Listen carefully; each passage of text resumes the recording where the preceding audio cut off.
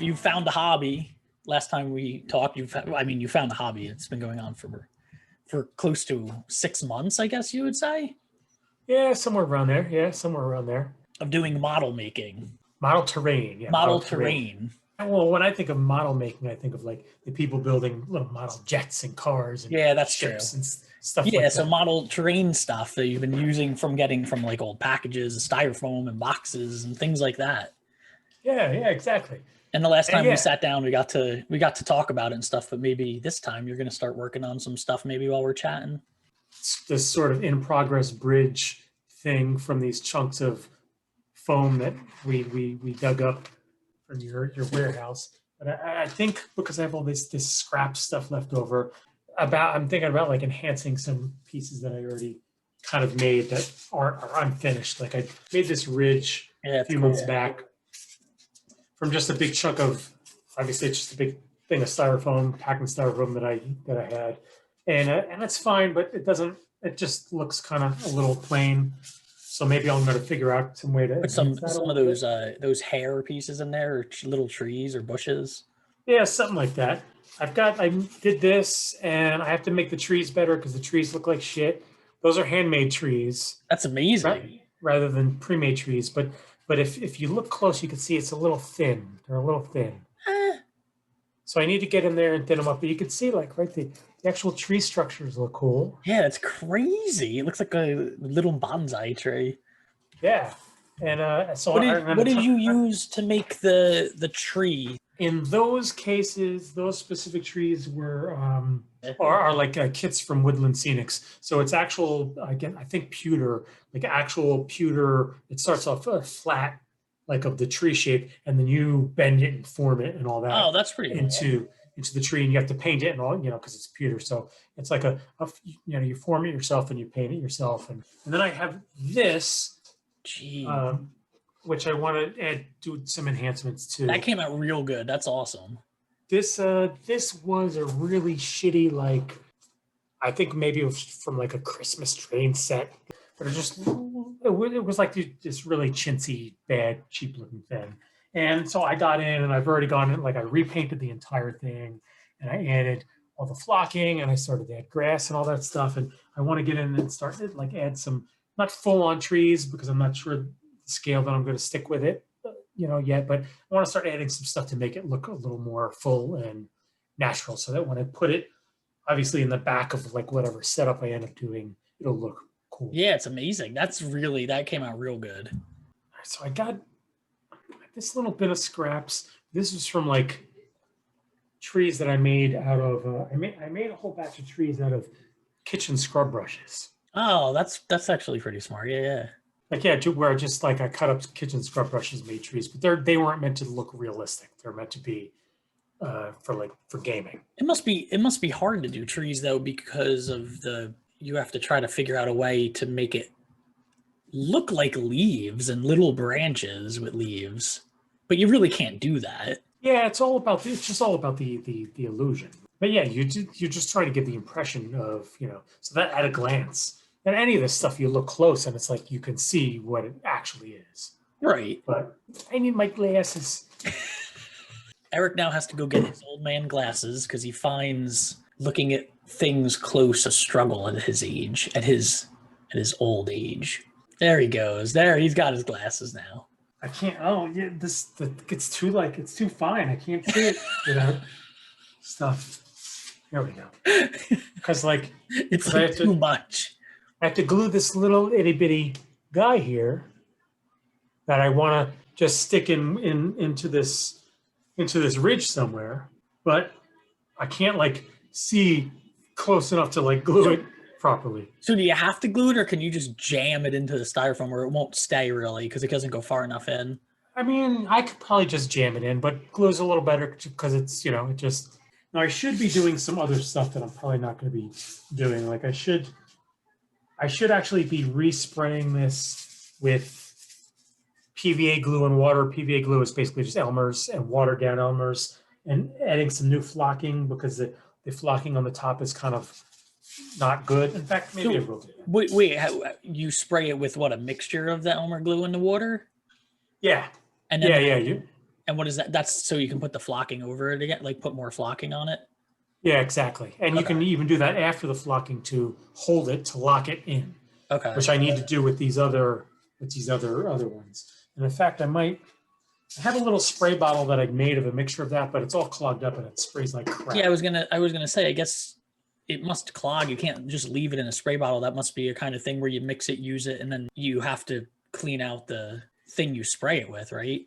Yeah, like this was scenic glue, but I used it all, so now it's a mixture of like the PVA glue, the Elmer's glue, and water, but it sprays terribly. So like right now, like I want to get this so that it locks in this stuff, but oh, you see, it's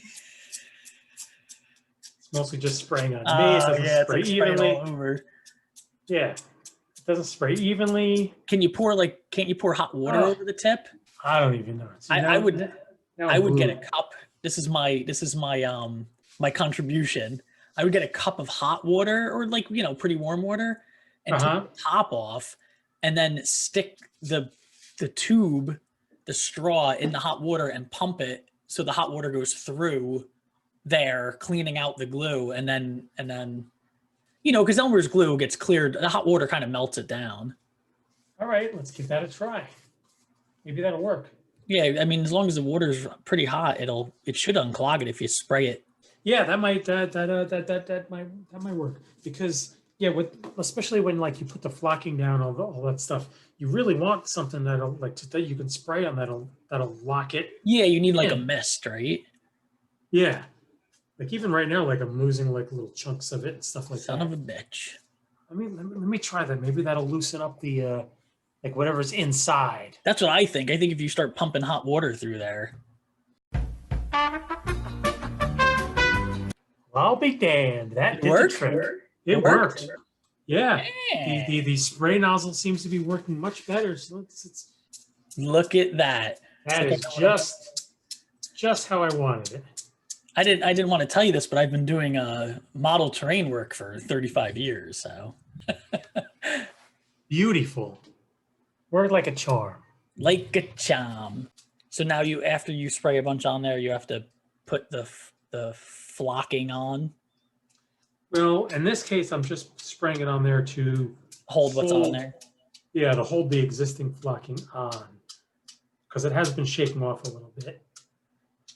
That gets messy and doesn't look good and blah, blah, blah. So we'll see how that works with those. But yeah, then I'm going to spray the ridge and add additional flocking to make it a little more, grassy looking and all that. And then I want to add like a little bits of like grass and enhancements and stuff. I don't think I'm going to do any trees on the ridge because I think I want it to look more like a bare. Yeah, when you showed the larger pieces too, I feel like the scenery that they would be in wouldn't have trees. Yeah, that's how I'm kind of thinking it. Thinking of it exactly, right? Or because it's like at an elevation, it's not, Yeah, exactly. I don't know even what scale the tree would have to be at to even look right. That has actually been one of the tough bits is like trees looking right to scale.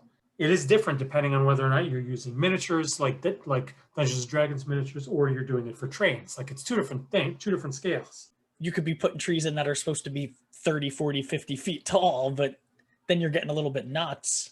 Yeah, and doing trees to that scale is it's like you said, it gets a little nuts if you're doing like wargaming miniature size, D&D miniature size, because then you're talking about they should be big.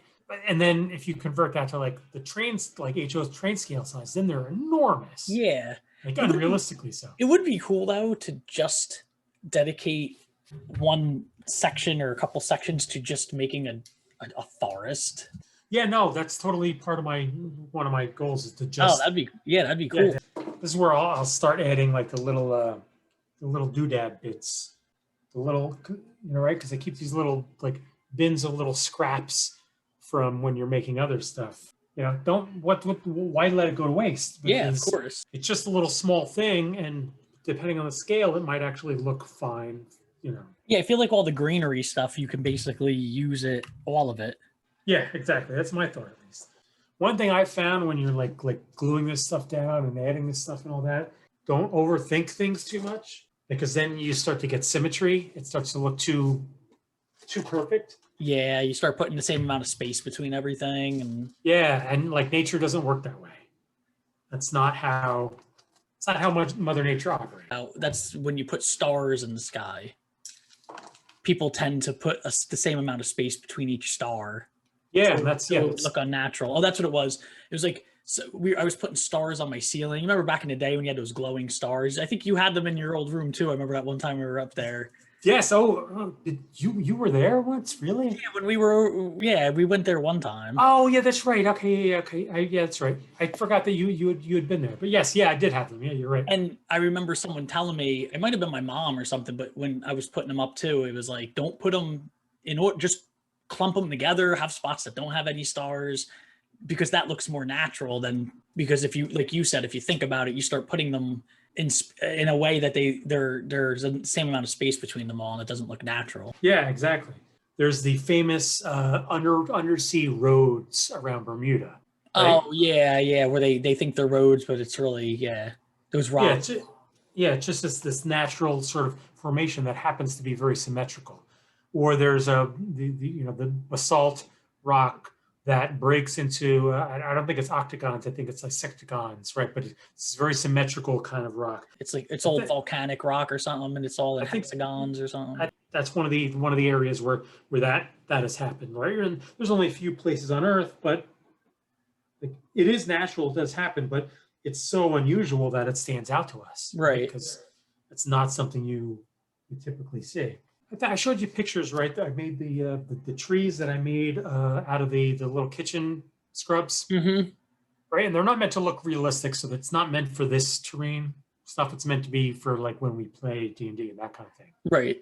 So I wanted to make little bases for them, and I figured like that would be ideal to use like in making the little bases, because with the little bases I could just take scrap cardboard and cut up, like stick the trees in the little scrap cardboard, and then with the caulk I can use on the edges of the cardboard, use the caulk just to smooth it out so that it's rounded. You know what I mean? Yeah.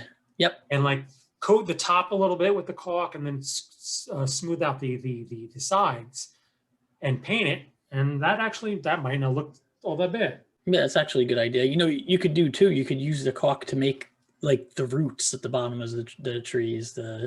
Ooh, that's a good idea. I like that. Yeah, like big trees for big trees. Yeah. That's a good idea. Yeah, I like that. That's a yeah. All right, I might use that once if and when I eventually make like the big magic tree kind of thing. You got to make that. Yeah, you have to make a real like one of those old, and they're like wider than they are tall almost. Yeah, I would love something like that. I do want to make one day. I've been saving toilet paper rolls. Think with that in mind. I'm still not 100% sure, but I think maybe with that in mind to start like as the trunk. Yeah, that was gonna say, that's I guess the toughest part of doing that is trying to figure out what the trunk is going to be made of, right? Because would it have to, if you did toilet paper rolls, would you have to fill it so it was strong enough? Yeah, that's a good question. I mean, that might be, you might need to. The width would be fine, especially if you were doing like, you went along the outside of it to strengthen it and like texture and all that. But yeah, the inside, I don't know. I might need to fill it. See, this was something I grabbed from the garage, and I feel like at some point this is gonna work out good. I don't know for what yet, but at some point that's gonna be cool. Roads, maybe? Maybe roads, or like the side of buildings as a texture. Yeah, that might be cool. Because it's very symmetrical, so it can't be natural. Right. But yeah, something like that. I feel like I already know what I'm gonna do for roads, and that's gonna be what do you call it? Shingles. Oh yeah, you were saying that. Yeah, that would be pretty cool. Do you ever plan on doing little streams or anything for the bridges to go over? Yeah, definitely. I'm just not ready. I don't think I'm skilled enough or talented enough to tackle that yet, but I definitely want to. Like, because you've seen, like, what do they call it? Epoxies that you can make to That's what I was going to say. water. I was asking if you were going to try to use epoxy, like resins to sort of make it look like real water.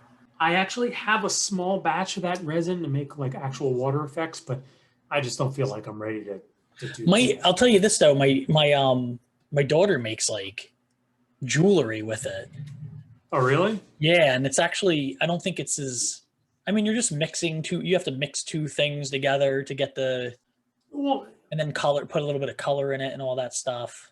yeah, like the general concepts, like I'm good on, and I guess one of my other big sort of halting points there is that I don't know how to use that and make it in a way that will still be modular Oh, because I don't okay, know, yeah. because I don't have a permanent layout or design set up. Right. So yeah, so wherever the stream is, those pieces would have to connect almost all the time.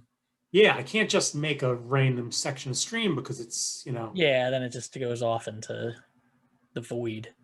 I try and be like really depression era like you have to keep every scrap of the grass. Yeah, but I mean, like you No, said, I don't want to rebuy any of this shit. no, and you're using it, and say you just started, every time you did it, you just cleaned off the table and threw stuff in the trash. By the next in a month or something, you'd have to go out and get more because you Yeah. threw out stuff you'd be using. I feel like the people who grew up through the depression had the right idea. Oh, you know what? I just came up with a new technique that I should have been using the whole time. Okay, right. So I just took half of the clump of grass and I cut it in half. So now I'll get my fingers down to about the length that I want, right? Mm-hmm. Maybe then I'll glue the end. Oh boy, is this a new Assuming- technique? Assuming that I unclogged it. It is dripping, so I guess I did. Okay. Oh boy. Dripping so slow, though. So slow. There we go.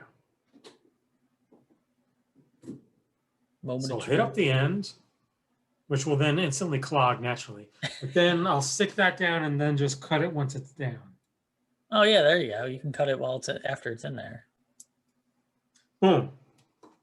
That's not how I was doing it before. That seems much easier. Do you know they actually sell like these like pre-clumped things, like little just grass clumps? Really? Basically just, yeah. That's I think I told you when I first started making stuff, like I had some hills and all that stuff made, and they were looking pretty good. And I had posted them to Reddit on one of the train building boards. I was like, yeah, this is my first time, literally, and it was my first time. right. A couple of them were like, no, it's not your first time, which was cool, nice to hear. Right. And I said, but I also said I don't know what I'm going to do with them because I don't have a space to display them, and I'm not making for wargaming. And several of the people were like, you should just be selling it. Yeah, I mean, people, especially like for train stuff, people would definitely. I remember when I lived at home, wargaming stuff. People What's buy that? the wargaming stuff. People buy the wargaming stuff. But Yeah, anyway, I'm like, sorry. Go ahead. I was gonna say, like with the trains, I know when I lived at home and my dad would always set up it was for a couple years, it was a big deal. None of us had the time or skills to do, make the stuff like you've been doing. So you'd go and look for a tunnel or a rock formation made out of styrofoam, and they'd be $50, $60, $70 or more. Yeah, the pre-done stuff is expensive. And they didn't even look as good as the stuff you're making. They were just basic, They didn't have flocking and all that stuff. It was just like a basic rock. There was 2 shades of colors. Yeah, it's crazy. Not that but I wouldn't do that though because once you start to turn that like you turn down that road and then all of a sudden it becomes it's a job. Yeah, and then you're making them for people. Yeah. If all of a sudden, like if I had to make something because so and so was like paying me X number of dollars to make one and all that, then it's like, ugh. Then it's no longer. Well, you know what the problem is too, when you're doing it as a hobby, you're doing it at your leisure. Once you're doing it because you have to get it done, it's no longer a hobby. Yeah, absolutely. Like even now, like when I'm doing this stuff, it's not because I need to make some pieces or I'm doing it just because you know what? I feel like just fucking around tonight. This is what I'm gonna do. Yeah, once you get a slip, an email that says, "Oh, someone bought one. They want to whatever." I guess I gotta go sit down and get that done. And I guess I should try to get done as quick as possible. So now it's no longer for fun. It's why I don't even do it for D&D. And I love playing D&D. I love running you guys through the campaigns and all that stuff. But I will not make this stuff for D&D because if all of a sudden I like, oh god, I have to make that piece for like next week. No, then all of a sudden this is miserable. And I was gonna say too, you can't open that can of worms because if you made something, say when we first started playing, and then you didn't make it for every point after that, it would be disappointing because we'd be like, well, can't you make why don't you make that town or something? It was funny because I was explaining to my wife about when we were playing that one day. It was the same day that she sat in to watch.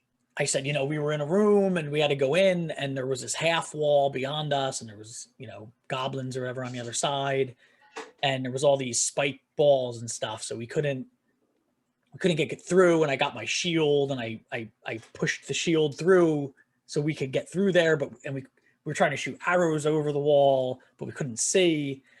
And after I got done explaining it, she was just like, do you see all that? Like, is this stuff all, like, do you see all this stuff? And I'm like, no, but that's that's just where we were. Like, I can tell you exactly what it looked like.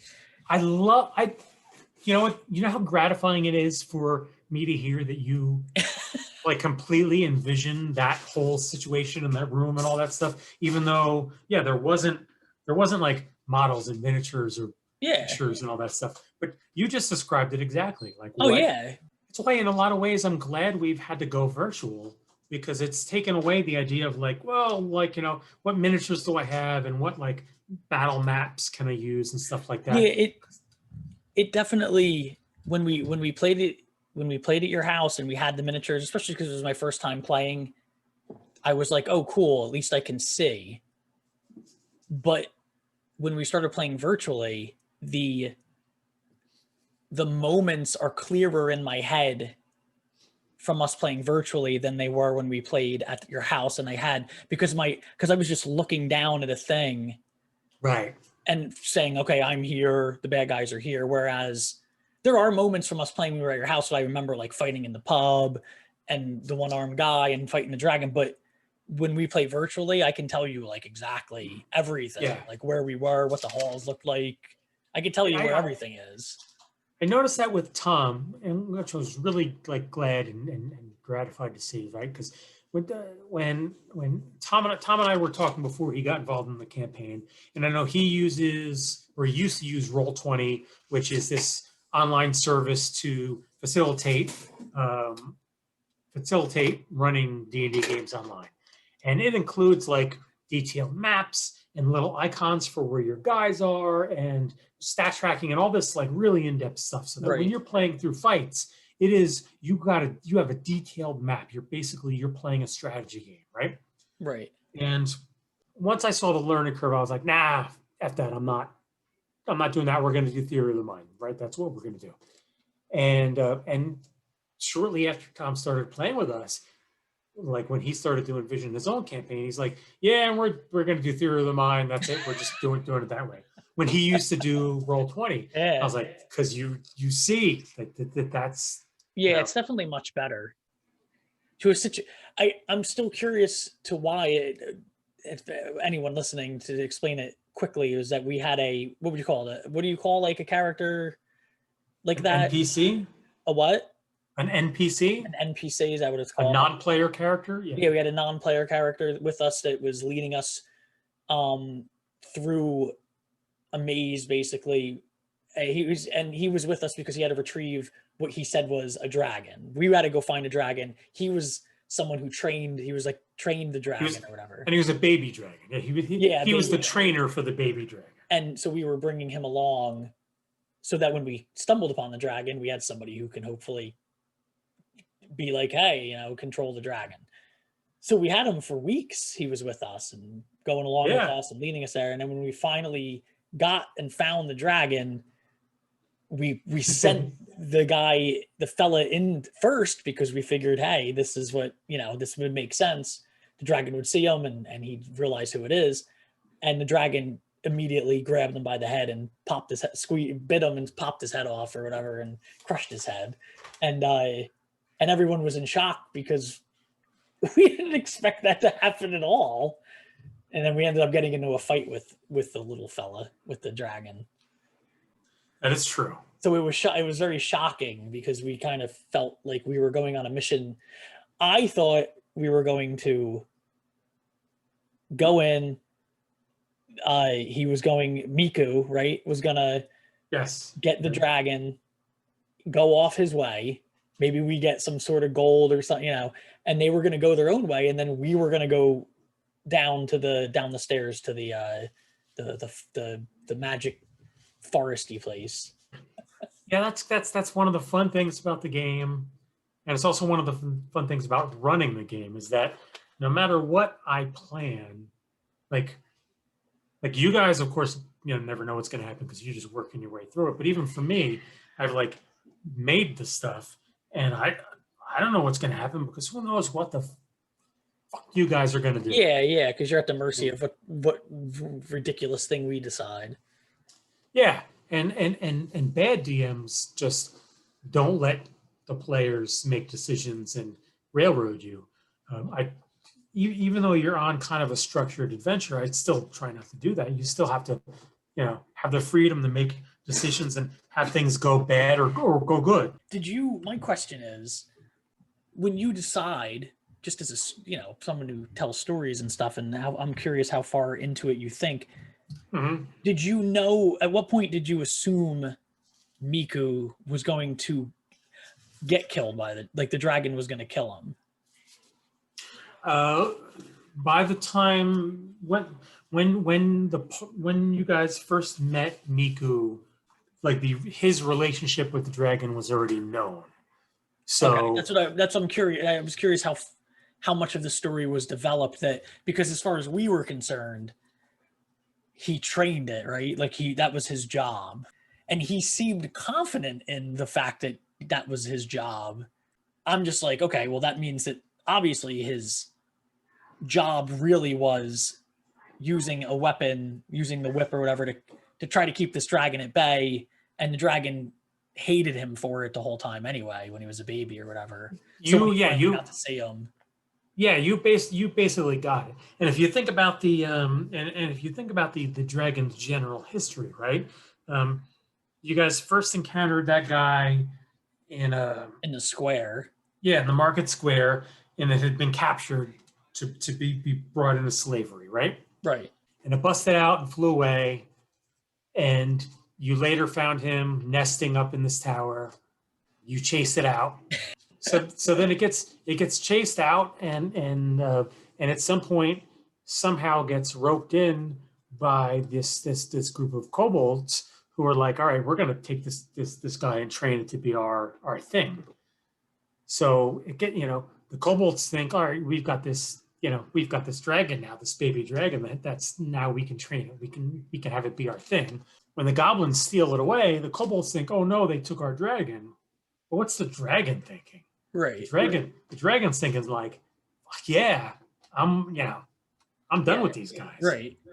So when you all of a sudden present to the dragon, like, here's the trainer, it added depth to the story, just by that one action. So what do you, let me see what you did there. Oh, nice. I say, yeah. Oh, it's looking good already.